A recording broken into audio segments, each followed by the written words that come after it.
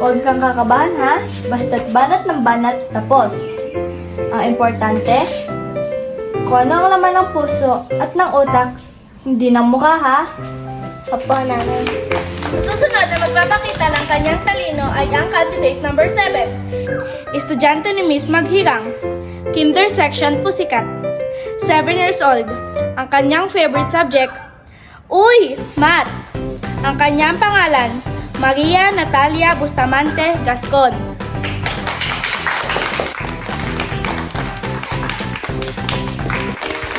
Ang tiyan ng nanay, malakit na bilog. Ano iyon? Tanong ni Oji sa nanay. Bola? Bola ng basketball? Hindi, iba. Pwedeng paglaruan? Hindi at may laman. Ano ang laman, ha, Nay? Surpresa, surpresa. Ang surpresa ng lumabas. Ako pala. Ha? Paano naging surpresa ay si Maya? Tanong ni Oji sa nanay. Hay nako, Oji. Paglaki mo na, saka mo malalaman.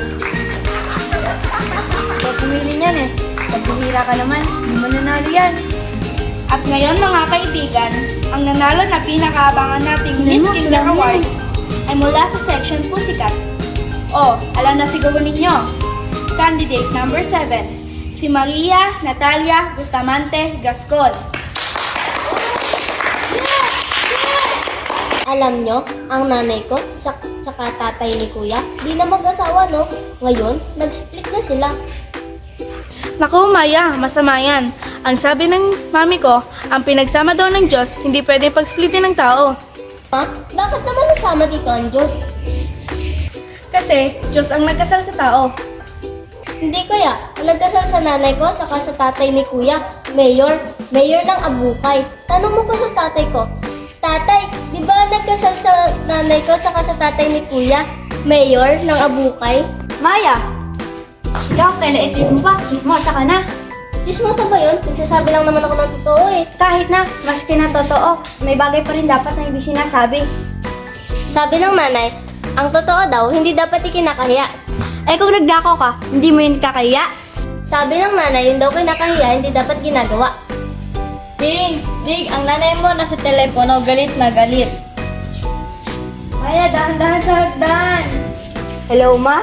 Tutuloy ko na yung kwento ko ha. Diba yung tatay ni kuya at saka yung nanay ko nag-split. Tapos si nanay ko saka tatay ko naging magkaganon. Naging mag-asawa? Eh, hindi na pwede yun. May asawa na eh. Hindi mag-asawa, kahit lang. Sabi ng mama ng tatay ko, mag-asawa lang sa kama. Maya! Ah, ganun ba? Sige, bye. Hi! Do you still remember me? Kamusta ka na? Nandito ako ngayon sa Maynila. Sabi ng kapatid ko na dito kita makikita. Masaya ka! Nay, sigurado ka ba ang tatay ni kuya? Siyempre naman. Hindi naman kami nag-hotel, no? Wala naman kami gagawing masama eh. Ha? Ikaw pa? Nanay, namumukhaan mo pa ba ang tatay ni kuya? Siyempre, mahal yun ng nanay mo eh. Natural, kaibigan ko yun eh. Ha? Kaibigan mo lang ang tatay ko? Eh, tatay ko yun eh. Asawa mo yun. Pangat, ang asawa ng nanay natin, tatay ko. Pangat ka lalo. Ang totoong asawa lang na rin natin, tatay ko. Pwes, asawa ko silang dalawa. Dalawa? Eh si Elizabeth Taylor nga, 7. Hoy, Elizabeth Taylor. Hay nako, bumili kayo ng kausap nyo. Halika na, Oji. Kumain ka na para makalis na ng maaga. Kakain din ako ng maaga para makasama ko. Tama, sumama ka. Para may bantay.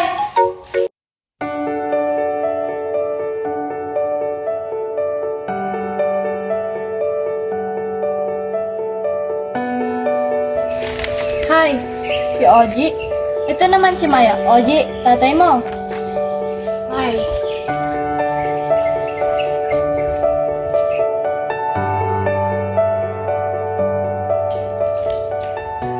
Nay, sa labas ko na lang po hihintayin si tatay. Sige na. Sige po.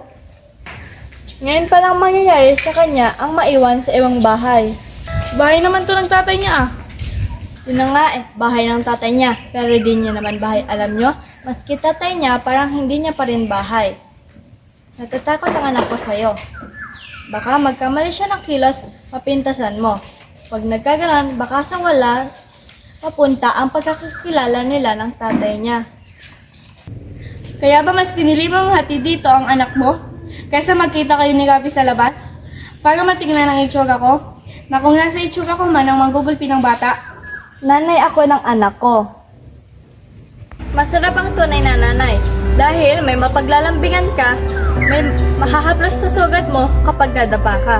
Ang tatay naman ay itatanong ng batang lalaki ang hindi may tanong sa nanay niya. Yung mga tanong na mas maintindihan ng kapwa lalaki. Alam mo, magdaraan ka sa mga karanasan at pakiramdam, matutulungan kang maipaliwanag ng mas mabuti ng isang ama. Bakit? Hindi ka namin pinamimili ng tatay mo, anak. Binibigyan ka lang namin ng sarili mong pasya. Pag-isipan mo mabuti ang sagot mo.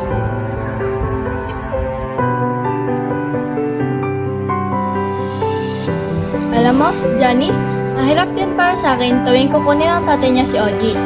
Naawa ko rito. Namimiss niya ang kuya niya. Di mo ba pwedeng sabihin kay Rafi na wag naman lagi? May dadamot ko ba ang anak ko sa tatay niya? Pero minsan, kinakabahan na rin ako. Bawat kuha ni Rafi kay Oji, parang nawawalan ako ng isang anak eh. Ang tindi ng dialogo mo, Teng. Pag ganyan ang salita mo, iso manalo ng barko. Kalokohan ang kasunod niyan. O anak, tawagin mo ang kuya mo, sabihin mo andito na ako. Nay, wala po si Kuya. Ha? Nay, ngayon ko lang po ito sasabihin sa inyo. Lagi naman po wala si Kuya. Hindi naman po pumapasok. Lagi na lang po nagtatanong ng bigyan.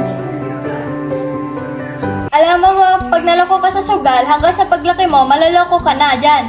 Hanggang sa magkaasawa ka na, hanggang sa magkaanak ka na, mapapabayaan mo yung buhay mo. Malaloko yung buhay mo. Huwag mo naman siyang sigawan, no? Hindi ikaw ang kinakausap ko. Ikaw ay naman ginagawa mo ang gusto mo. Iba't kami, hindi pwede.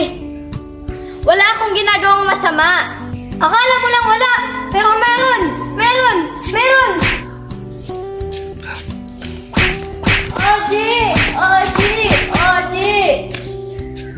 Dapat sinabi mo sa akin yung tungkol sa Boy Scout. Kahit wala yung tatay mo, andito naman ako. Kayang-kaya kong maging tatay. Huwag mo sisisi sa akin yung hindi ko kasalanan. Nay, sorry po. Sorry rin na.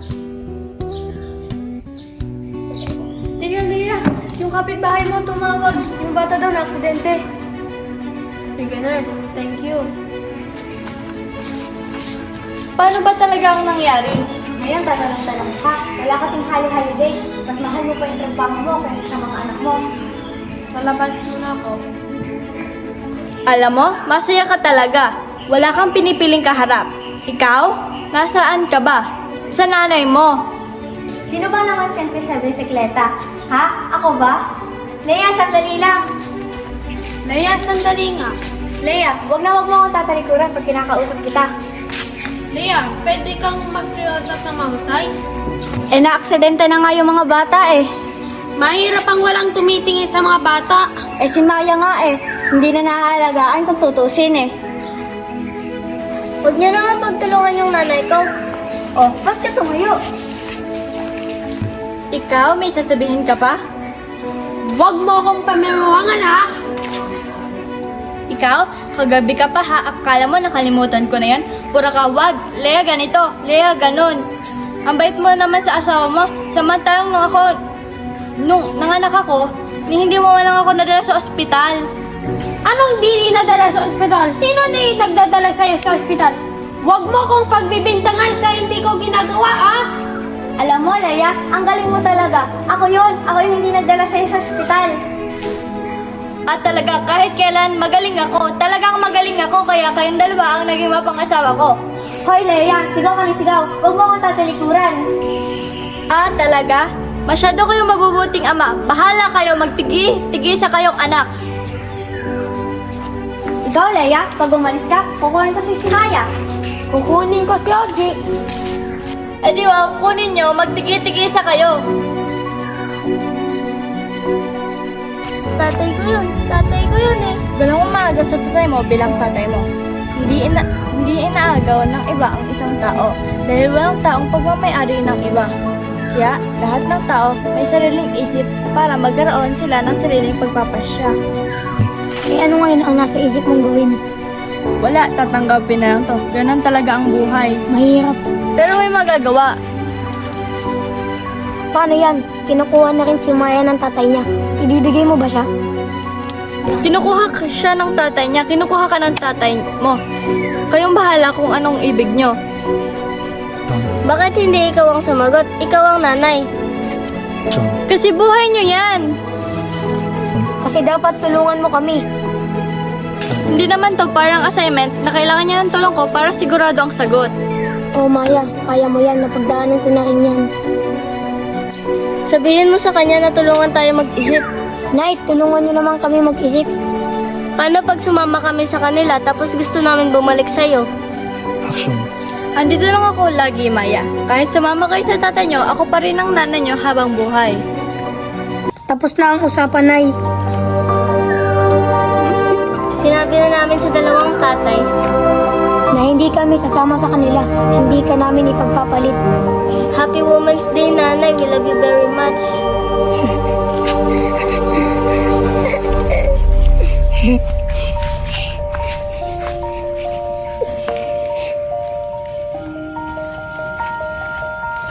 Hindi ko maisip kung ano ang sasabihin ko. Ang naisip ko lang, parang kailan lang ang liit-liit pa ni Oji. Tinatanong sa akin kung paano ginagawa ang bata. Pero ngayon, hindi na niya ako tinatanong. Siguro, alam niya na ang sagot. Oji, alam mo ang sagot ha? Madali lang naman kasi sagutin yon. Ang mas mahirap sagutin ay kung paano gagawin ang bata ay maging desente at makatao sa kanyang paglaki. Dahil kung ang bawat bata ay napalaki ng desente at makatao, sana'y nabuo na ang isang desente at makataong lipunan na ikinararangal naming ipamana sa inyong lahat. Pero nagsisikap pa naman kami habang pinaghahandaan namin kayo ng isang magandang kinabukasan. Marami sa amin ang nais pagandahin ang lipunang ito. Para sa inyo, para sa ating lahat. Sa lahat ng mga magulang, sa lahat ng mga anak, maligayang simula at pagkapit sa bituin.